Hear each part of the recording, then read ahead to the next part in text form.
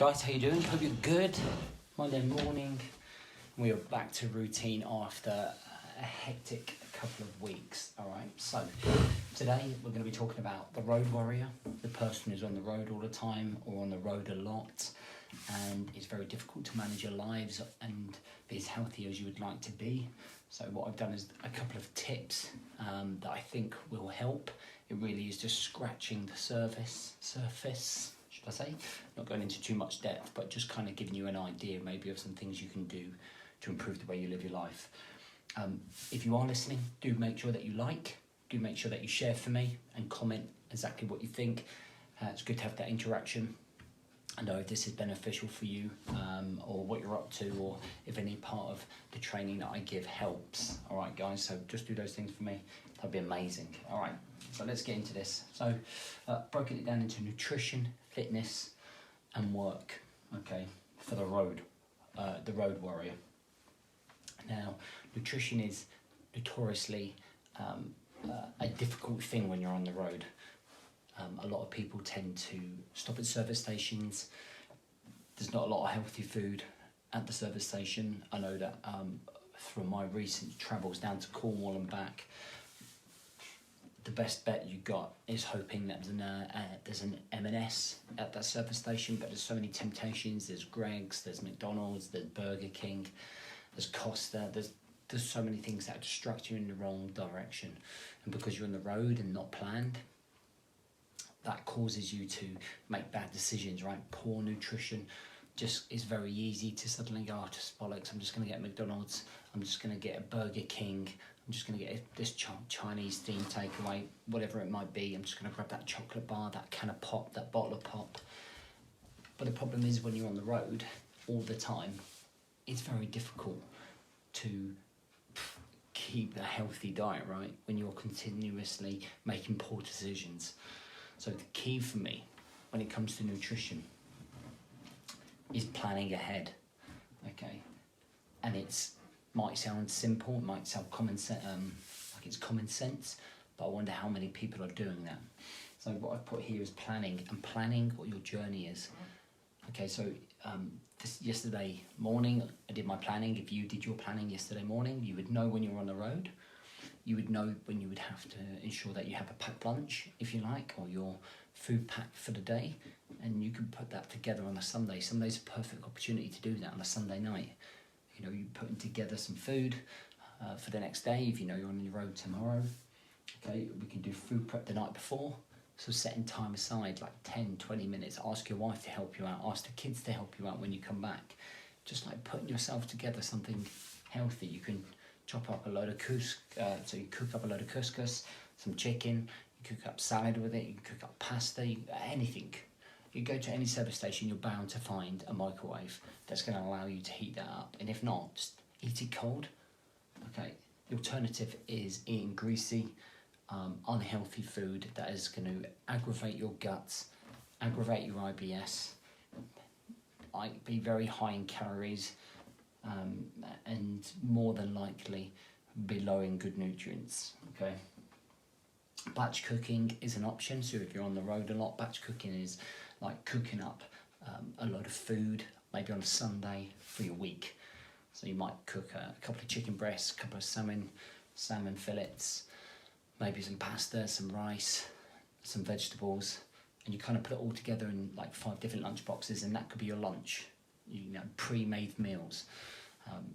And that, I feel, will really help, because if you know you're on the road, you just put that into your little cool bag in the car with your little Tupperware of nuts, your fruit, whatever it's going to be, but making sure that food is, pretty healthy. It's got to be better than McDonald's, right? Consistently over and over and over again.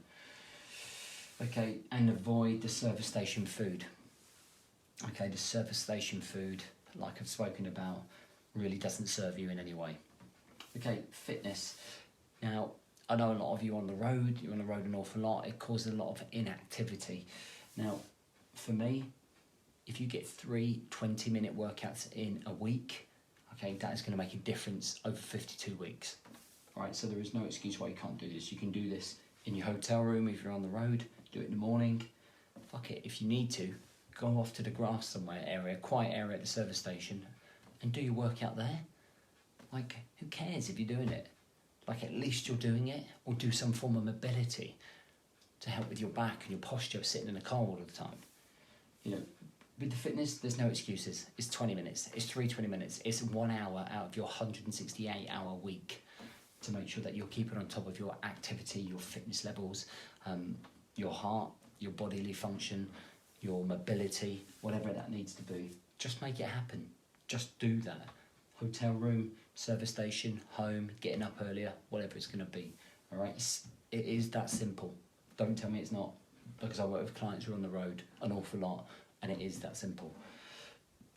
Now, productivity with work, so things that you can focus on are getting your laptop out at the service station, not milling around, looking into thin air, checking out everybody, people watching while you drink your coffee and lunch.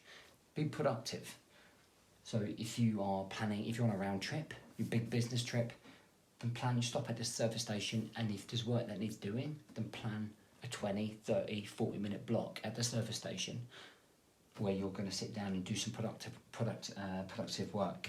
Okay, work that is going to move you forwards, work that you can do saves you doing it at home. If you can get it done at the service station, we can get it done in your car, then that is ideal. For me, when I go for my school run, to do the school run, I go 45 minutes earlier, and in that 45 minutes, I connect with my clients, I create social media posts, and I schedule my posts for the evening. So I use that time wisely, because what I was doing before, I wasn't using it wisely. I was just sitting there scrolling through social media, just reading blogs, not being productive.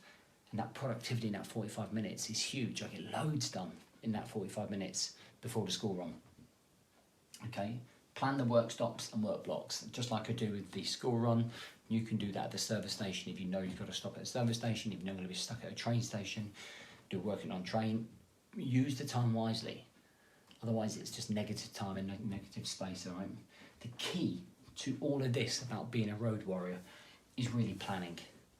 Okay, if you know that you're going to be on the road, if you know you've got meetings, factor in this all of the time.